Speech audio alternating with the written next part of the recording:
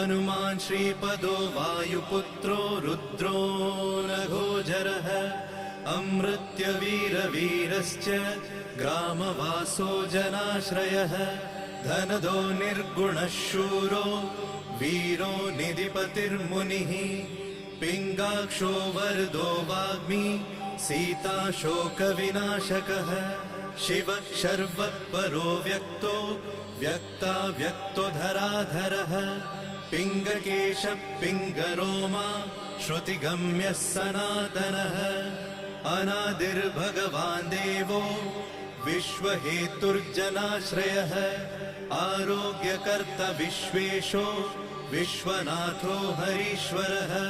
भर्गो रामो रामभक्तः कल्याणप्रकृतिस्थिरः विश्वम्भरो विश्वमूर्तिर्